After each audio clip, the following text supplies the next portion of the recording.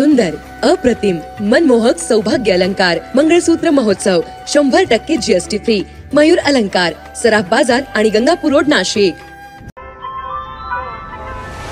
ताज्या बातम्यांसाठी नाशिक न्यूजच्या YouTube चॅनलला सबस्क्राइब करा आणि बेल आयकॉनला प्रेस करा।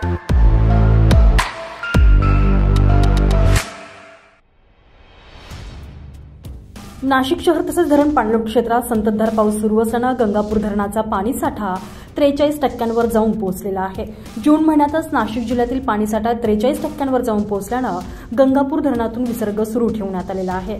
तसेच विसर्गात वाढ देखील केली जाते। गंगापूर धरणातून आज गोदावरी नदीपात्रात 4000 क्युसेक्स पाण्याचा विसर्ग सुरू ठेवण्यात आलेला आहे। जून महिन्यात गंगापूर धरणात 40% पाणीसाठा ठेवावा लागतो। पाणीसाठा 43% जाऊन पोहोचल्यानं गोदावरी नदीपात्रात विसर्ग सुरू आहे।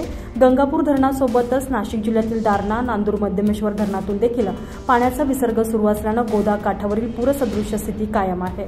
दरम्यान यंदाच्या वर्षी पावसानं दमदार हजेरी लावल्यानं नागरिकांमधून तसेच शेतकऱ्यांमधून समाधान व्यक्त केलं जात आहे।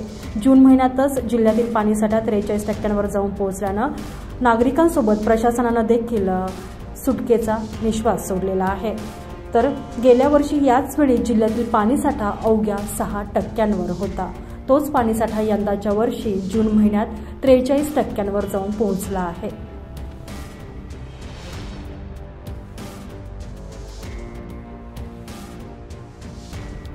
संजय परमार, नाशिक न्यूज, नाशिक।